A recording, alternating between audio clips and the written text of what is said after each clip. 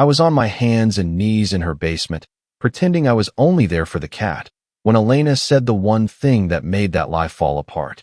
The crawl space was hot and cramped. My shoulders pressed against a damp support beam, my gray work t-shirt stuck to my back. The air smelled like wet dirt, old wood, and a soft lavender scent that always seemed to follow her. Ahead of me, under the low belly of the house, a scared tabby cat hid behind the furnace. His eyes glowed yellow in the beam of my work light. "Come on, Barnaby," I murmured.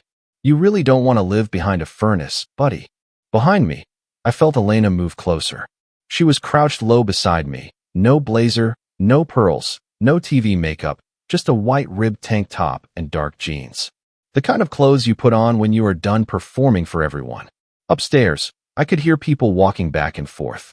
Heavy shoes on old floorboards. Campaign staff. Photographers. Donors. People who wore suits on Saturdays and thought her house was a stage. Down here it was just the three of us. Me, her, and the cat. "Is he coming?" Elena whispered. She was close enough that I felt a strand of her hair brush my arm. Her voice was steady but low, like the basement walls could listen. "The cat?" I asked. Her mouth pulled into a small smile that did not reach her eyes. "I meant my communications director," she said. "But yes, him too." I shifted closer to the furnace, keeping my hands slow and open. The cat hissed once, then pressed himself deeper into the shadows. "He's more scared of the noise upstairs than he is of us," I said. "So am I," she replied. Her fingers brushed my bicep, just for a second. It could have been an accident. It did not feel like one.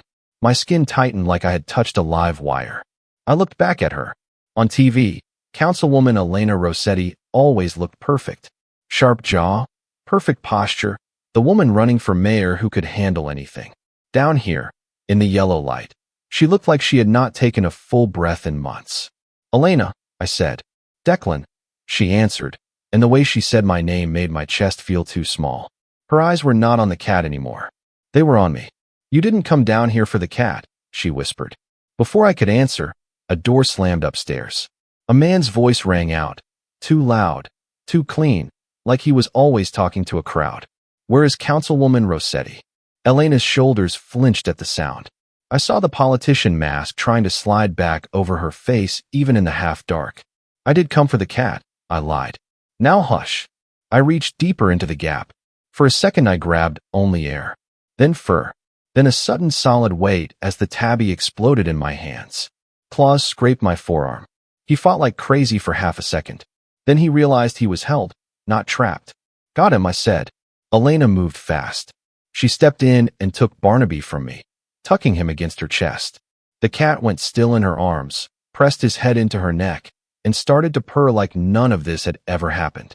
Her smile changed. For one second, it was not the careful public smile she gave donors. It was real and soft and dangerous. She was looking straight at me while she held the cat like he was the only safe thing in her life. "You're bleeding," she said, glancing at my forearm. I looked down. 4 red lines ran across my skin. "It's a scratch," I said. "It's a scratch that might stain my floor," she said, dry and calm. Then her gaze came back up to mine, warm now, almost teasing. "And you're still here. You asked for help," I said. "I asked for the cat," she replied. Her thumb slid lightly over the inside of my wrist, checking the cut, like she had done triage before. Her touch was careful, professional, too gentle for a woman who spent her days in front of cameras. Upstairs, voices swelled again, then muffled. The heat between us stayed, thick as the dust in the air. We climbed the stairs together, Barnaby purring in. Her arms like he had never scratched anyone in his life. The kitchen was chaos. Caterers moved in fast lines. A lighting crew argued about angles. Staffers with clipboards whispered into headsets. The house that had felt like a home in the basement turned back into a setup here. A tall man in a suit stepped in front of us before we could reach the back door. "Marcus," her communications director. "Elena, the light is fading," he snapped. "We need you on the patio. The photographer is waiting." Then he looked at me. Mud on my knees, tattoos on my forearms, sawdust in my beard, blood from the scratch. "Why are you covered in whatever that is?" he asked. "Barnaby got loose," Elena said in a smooth candidate voice. "Declan helped me retrieve him." Marcus's eyes went colder. He looked at how close she was standing to me, how she did not set the cat down, how she seemed to steady herself around me. Right? The carpenter, he said. Fix the porch rail, Vance, then clear out. Channel 4 will be here at 5. We don't need background noise. The rail is done, I said. I still need to check the west stairs. If your camera crew is going to stand on them, they should hold. Marcus did not like that. Men like him do not enjoy it when people without suits talk back. Do it quietly, he said, already turning away. He guided Elena toward the glass doors without touching her, but his posture still said he owned the direction of her feet. She did not look back. She could not with all those lenses pointed at her, not with money in the garden. But as she passed the hallway mirror, her eyes flicked to the glass. Not to her reflection. To me. I should have picked up my tools and left. That was the smart move. Take the check, forget the woman with the tired eyes and the basement confession. Instead, I went to the west stairs. I tightened a bolt that did not need tightening, just to keep my hands busy. Through the window, I watched her walk out onto the porch I had rebuilt. I watched her hold Barnaby like a prop and smile for the cameras. Her smile was bright. Her back was straight. Her voice carried across the yard like it always did. But her thumb rubbed the side of her index finger, again and again, a nervous habit I had already learned in the short time I had known her. No one else saw it. I did, because if I did not notice everything, I was just the help. The sky over Portland started to turn dark in that heavy way that means more than rain. Somewhere deep in my chest, something else shifted too. I had come here to fix a porch. Somehow I had stepped into a life that was already cracking at the seams. And I had no idea yet how much it was going to cost both of us. 3 days later the sky opened up and did not close. Oregon rain is different. It does not fall. It pours and keeps pouring until the world feels waterlogged. By late afternoon, the clouds were so dark the house lights stayed on even though it was still day.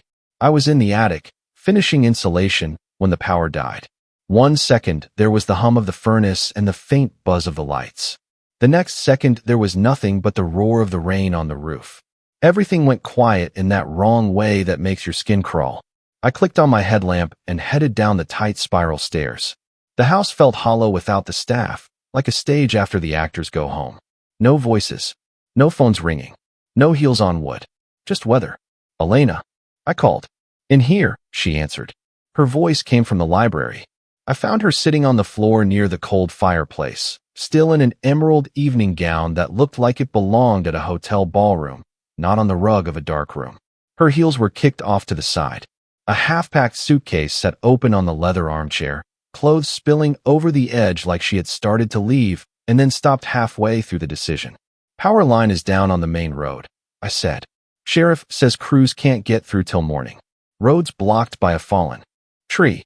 I missed the donor dinner, she said, staring at the empty fireplace. Her voice sounded flat and tired. Marcus is going to kill me. The donors were the whole point. You're shivering, I said. It's freezing in here, Declan, she answered. This house is a drafty money pit. I did not bother with comfort talk. That was never my strength. Instead, I moved. I checked the breaker. Dead. I went to the back mudroom and found the old generator switch. Rusted and useless. So I did the thing I knew how to do. I built a fire. There was a stack of cut birch logs by the wall. I set them into a small pyramid, slid kindling underneath, and struck my lighter. Flame caught, growing slow, then fast. Heat rolled out into the room, and the shadows pulled back. Then I handled the small things. I shut the library door to keep out the draft. I pulled the heavy curtains closed. I grabbed a towel and wiped the rain that had crept in along the window frame. Only then did I shrug out of my work jacket and hold it out to her. Here, I said. I can't take your coat, she protested, but her teeth were clicking on the words. It's not a request, I said. I draped it over her shoulders. The rough canvas swallowed the silk of her dress. She pulled it tight around herself and took a slow breath, like the smell of sawdust and pine did more for her than any perfume. You're stuck here, she whispered. Her eyes lifted to mine. In the firelight, the usual distance between councilwoman and contractor shrank. I've slept in my truck plenty of times, I said. I'll be fine in the driveway. No, she said, quick and sharp. Her hand shot out and caught the hem of my shirt. She held on like it was an anchor. Her grip shook. Please, she said. I hate the dark. It's stupid, I know. I'm almost 40 and running for mayor, and I still hate this big, empty house when it goes quiet. Something in my chest flipped at that. This woman could stand in front of a city with a mic and not blink, but a silent house scared her. Okay, I said softly. I'm staying. I'm not going anywhere. I sat down on the rug a few feet away, where she could see my hands. The fire cracked and popped. Rain pounded the windows. Slowly, her shoulders dropped half an inch. Not full relief, just enough to breathe. Sometime in the night, we both dozed. I woke up with a stiff neck and a cramp in my lower back. I was still on the rug. Elena was curled up on the sofa, my jacket and a throw blanket wrapped around her. Her hair was loose now, spilling over the pillow, and she looked younger without all the armor. Morning light was gray and harsh when it slipped around the curtains. A key scraped in the front lock. My body went tight. I stood up fast and stepped into the hall. Marcus stormed in, shaking off his wet umbrella. He stopped dead when he saw me in the doorway. Boots unlaced, hair a mess, yesterday's clothes. What the hell is this? He hissed, voice dropping like he did not want the neighbors to hear. Elena sat up on the sofa behind me. My jacket slid from her shoulders. For 1 second she looked lost, half asleep, human in a way no camera had ever captured. The road was closed, she said, her voice rough with sleep. Declan couldn't leave. Declan, Marcus repeated, like my name tasted bad. His eyes cut to me. We're on a first-name basis with the help now? Do you have any idea what this looks like? Mayoral candidate trapped overnight with ex-con handyman. The air punched out of my lungs. Ex-con. Elena turned her head and looked at me, confusion in her eyes. My jaw tightened. I kept my voice steady because hers needed that. Juvenile record, I said. Sealed. I was 17. Did something stupid with a car. Joyriding. The charge got dropped, but the arrest record exists. That's what he means. It doesn't matter what it was, Marcus cut in. It matters what it looks like. You are under a microscope, Elena. You cannot have this lurking around your background. Vance, the press will eat this up. He pointed a finger at my chest. Pack your tools. You're done. I opened my mouth to agree, but Elena moved first. No, she said. She stood up, barefoot, hair messy, sleep lines on her cheek. Somehow she still pulled herself up straight, shoulders back, chin lifted. He is not done, she said. The stairs aren't finished. The insulation isn't finished. I have an inspection next week. If this house isn't up to code, the Historical Society finds me. That's a story too, Marcus. Elena, he said, voice full of warning. He stays, she said, and there was steel in her tone now. He's doing a job. Stop talking to my contractor like he's your employee. Marcus's smile went thin and sharp. Fine, he said, but I'm warning you. If I see him anywhere near you that doesn't involve a hammer, I will make sure the licensing board hears every detail. I know people, Vance. Remember that. He walked out of the room, already on his phone. I looked at Elena. He's right, I said quietly. I should go. I'm a liability. You fixed the heat, she said, eyes on the ash in the fireplace. And you stayed when I was scared. No one does that for me. Then she did something that mattered more than any speech I had seen her give. She walked to the kitchen doorway where Marcus was, put a hand on the frame, and said loud enough for me to hear, "Threaten my contractor again, and you're off my campaign." Silence. Heavy. Marcus did not apologize. Men like him never do. But he backed off half a step. I saw it. When she came back to me, her breathing was controlled, but her hands shook just a little. Finish the stairs, she said. And please be careful. The next 2 weeks were torture disguised as routine. I worked inside the house while she prepared for the big final debate.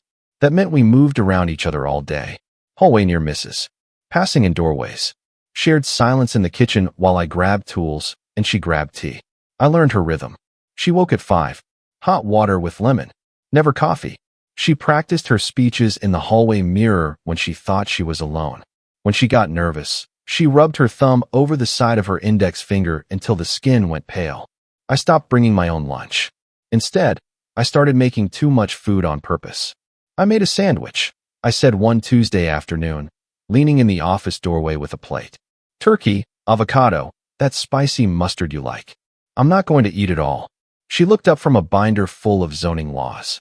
Her glasses sat low on her nose, and her hair was held up with a pencil. She frowned a little. I never told you I like spicy mustard, she said. I saw the jar in the trash, I said. You scraped it clean. A real smile slipped through her stress. Small, bright, just for a second. Thank you, she said. It became a quiet pattern. I fixed things she never asked me to fix. The squeaky pantry hinge so it would not bite her at midnight. The loose porch step before it could trip her in heels. The draft under the back door so the house would not sigh all night. One evening, I found her asleep at the kitchen island. Her cheek was pressed against an open binder. Sticky notes and printed pages spread in front of her like a paper explosion. I did not touch her hair. I did not say her name. Instead, I carefully slid the binder out from under her cheek so the metal rings would not leave marks on her skin. I folded a clean dish towel and set it where her head had been, then gently guided her back down. Her eyes blinked open halfway. Declan, she murmured. Go to bed, I said. You're exhausted. I can't, she whispered. My answer on infrastructure is hollow. I sound like a robot. You don't sound like a robot when you talk about this house, I said, staying a respectful distance. You talk about foundations, about preserving something that matters. She stared at me like she was seeing me for the first time. That look was not flirtation. It was a question. Can I trust you? You listen to me, she said quietly. I listen to everything you say, I answered. The air between us grew thick and tight. She stood up slowly, closing some of the space. She was close enough that I could smell peppermint tea and lavender. Her hand lifted as if to touch my shirt collar, then stopped halfway, asking without words. Marcus says I have to be perfect, she whispered. All the time. Every second. I swallowed. Then don't be, I said. A sharp knock rattled the front door. We both froze. I stepped in front of her out of habit. Problem first, person behind. I moved down the hall, checked the peephole. Just a young volunteer, soaked from the rain, dropping off boxes of flyers. Nothing, I said when I shut the door. Elena let out a long breath like she had been holding it for years. You're always in front of me, she said softly. I'm in front of problems, I said. It's a habit. Her mouth curved. A useful one, she said. The night before the televised town hall, things finally snapped. Her opponent, Sterling, leaked a story about donor-funded upgrades and her fancy, elite renovations. Marcus came in hot, throwing talking points on the table like they were knives. Elena stared at them without picking them up. Her eyes looked hard and tired. They want me stiff, she said after he stormed out. Cold. Ice Queen. That's what the focus group wants. They don't know you, I said. They don't want to, she replied. For the first time, the hurt was clear in her voice. If I show them anything real, they'll eat me alive.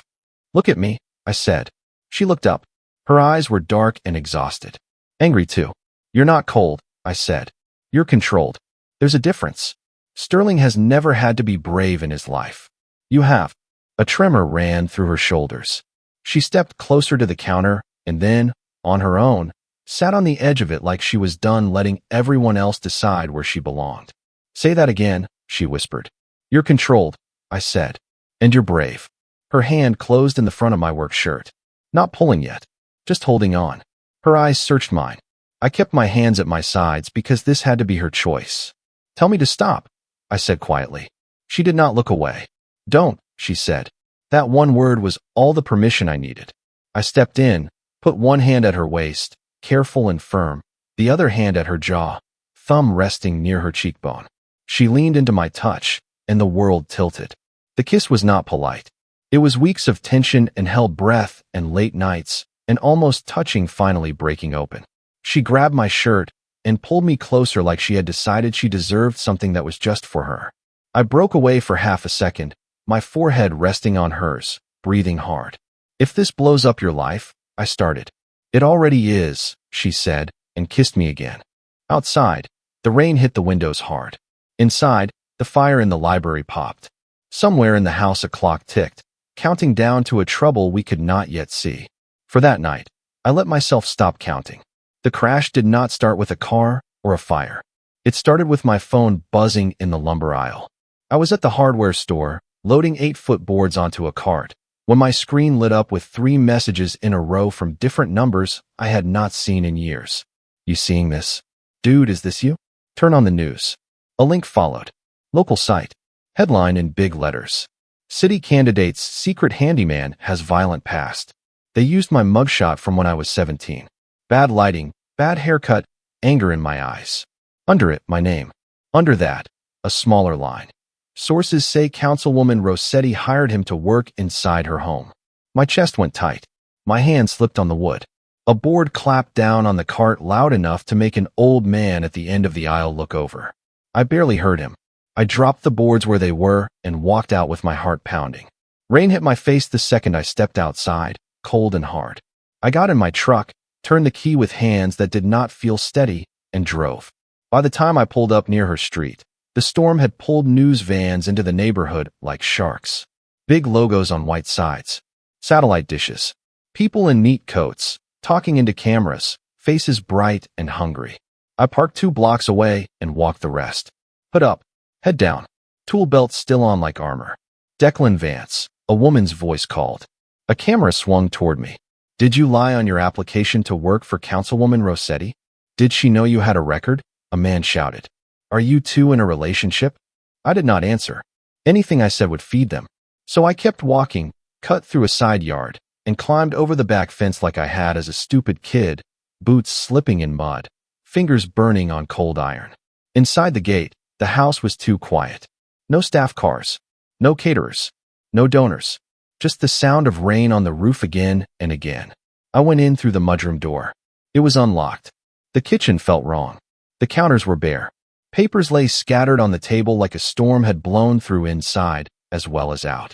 Marcus paced near the island, phone pressed to his ear, voice sharp as a blade. No, she will not answer that, he said. We will release a statement. No, she did not know the full extent. Yes, we are handling it. He turned and saw me. His jaw clenched. You, he said, hanging up without a goodbye. You son of a... I didn't talk to anyone, I said. My voice came out rough, but clear. I didn't leak anything. Elena stood by the front window, her back to us. She turned when she heard me. She was still in her debate suit.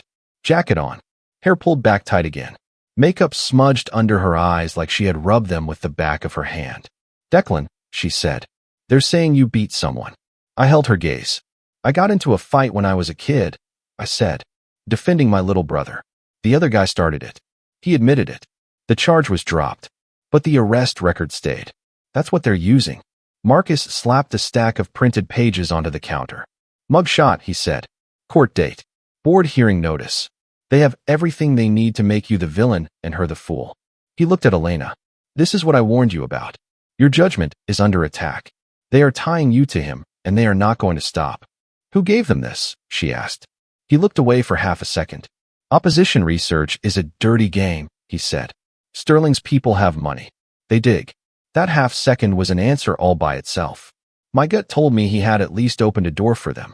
You fix it, Elena said. Her voice was too calm. Right now. I will, Marcus said. You'll issue a statement. You were unaware of his full background. You. Terminate him at once. You say you were misled and have taken immediate action. Clean break. Damage control. And lie, she said. It is not lying, he snapped. It is framing. If you do not do this, you lose. Donors pull back. Sterling wins. And your contractor. He cut a glance at me with a cold smile. Your contractor will lose more than a job, he finished. The licensing board will bury him. No one will hire him. He'll be toxic. That one hit hard. Not just for me. For her. He was right. My name could drag her down. Her name could drag me down.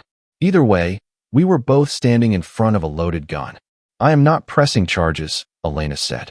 Not against a man who fixed my house and stayed when I was scared of the dark. Charges are not the point, Marcus said. Optics are the point. You want to be mayor or not. Elena's eyes flashed. She was ready to go to war. That was why I had to move first. He's right, I said. Her head snapped toward me. What? He's right. I repeated, forcing the words out through a throat that felt tight. I'm toxic. You've worked 10 years for this. You can't throw it away because some contractor got too close. Her face cracked like glass. Is that what I am to you? She asked quietly. Too close. My chest burned. I wanted to tell her the truth, that I had been falling for her since the moment she whispered in the basement, that I would rather tear down this whole house than hurt her. Instead, I did the one thing I thought might save her. I'm packing my tools, I said. Tell the press whatever you have to. Don't defend me on camera. Don't you dare decide for me, she said. Her voice shook. You don't get to do that. I stepped closer, close enough to see the shine in her eyes, close enough to see the anger and hurt fight inside her. I'm not scared of Sterling, I said. I'm scared of being the reason you end up alone. 20 words. The truest ones I had ever spoken. Her breath caught. Before she could answer, before I could take it back, I turned and walked out.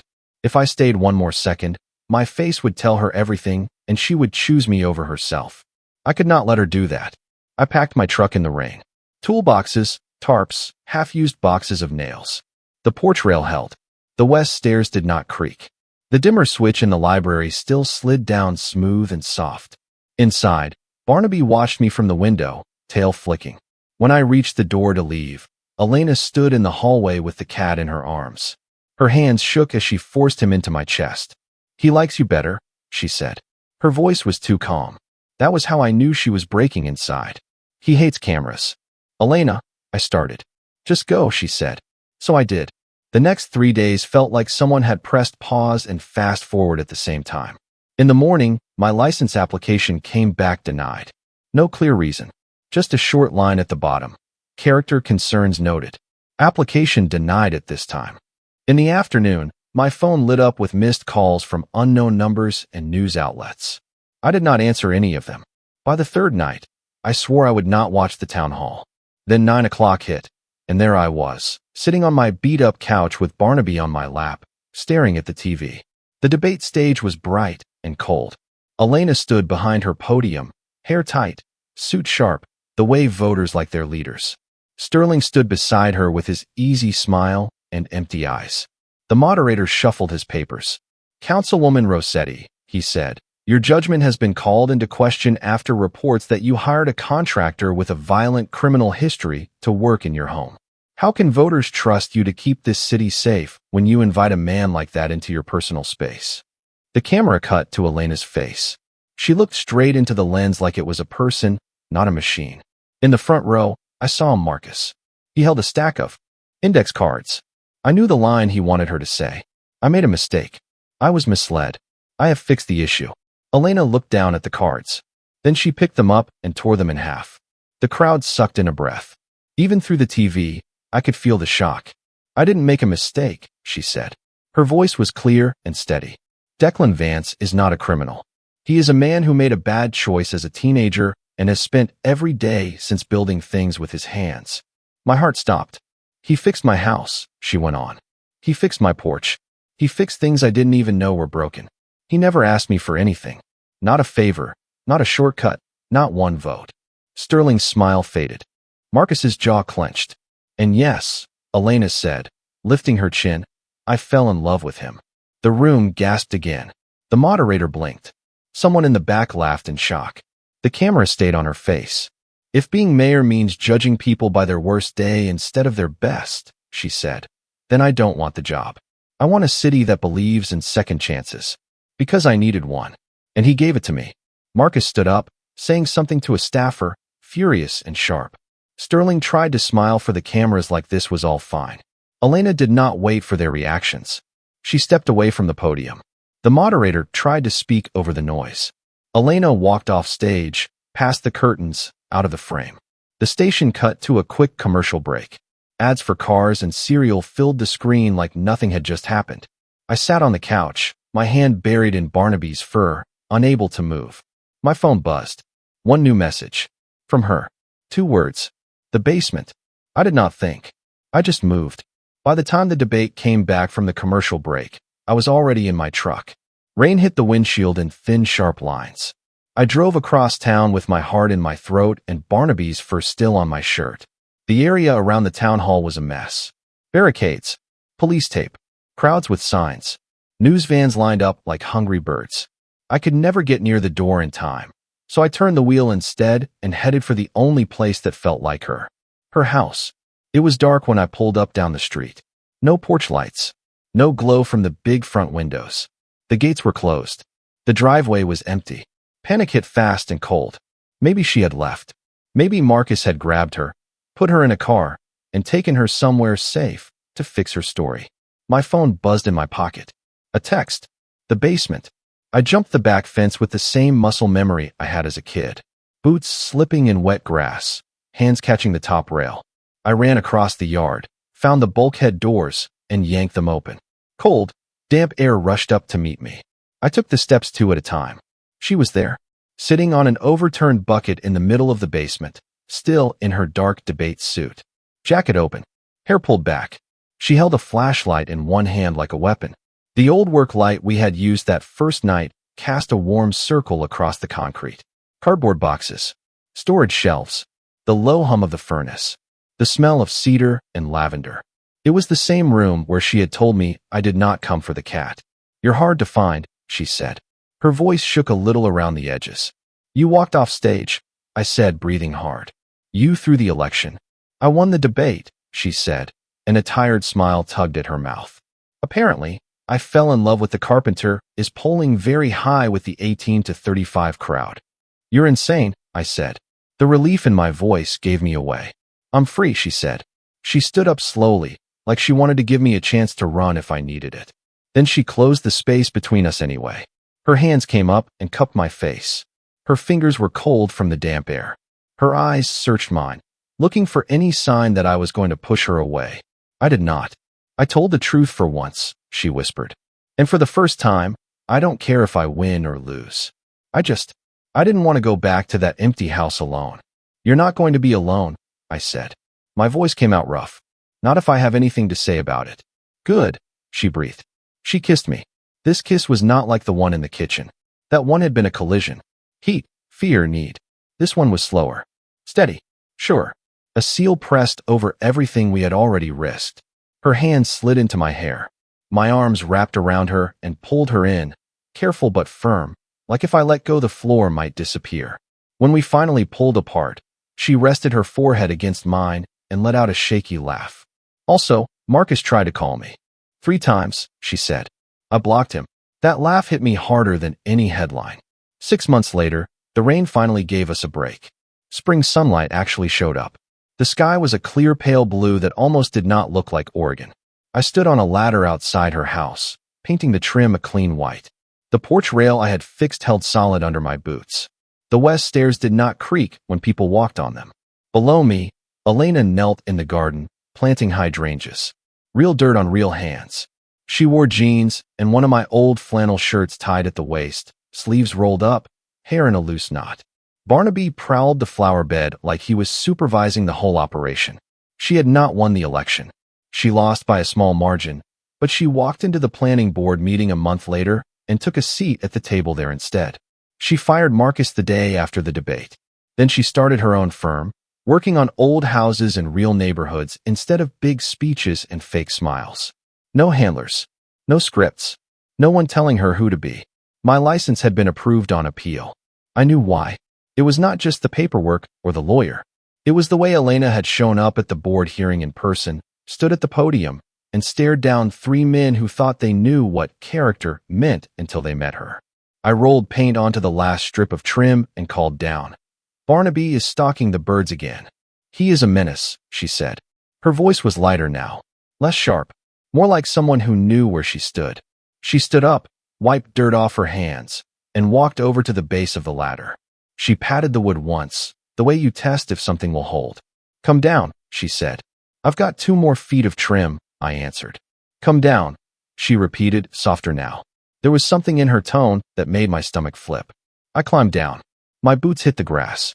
She stepped closer, into my space, without hesitation.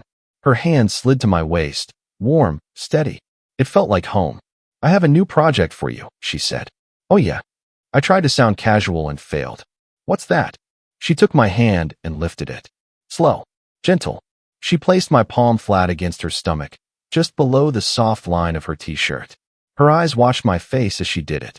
"Build me a nursery," she whispered, "next to the library." For a second, the world went quiet. No birds, no distant cars, no paint tray, no old mistakes. Just her heartbeat under my palm and the way her mouth shook on the last word. "Are you serious?" I managed. "We're taking a risk," she said. Her smile started at the corners and grew, bright and scared and brave all at once. Reverse age gap. Ex-con. Failed mayor. Planning board nerd. Cat that hates cameras. Baby on the way. I like our odds. My throat tightened. My eyes burned in a way I would never admit in front of anyone else. Then we build it, I said. Right? We build it strong. She laughed, soft and shaky.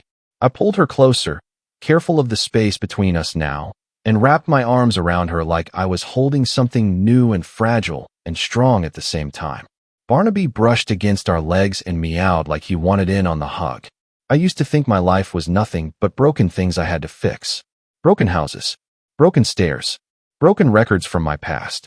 Standing there in the sun with paint on my hands, her fingers curled in the back of my shirt, and a tiny, new future under my palm, I understood something else. I was not just fixing anymore. I was building a life with her.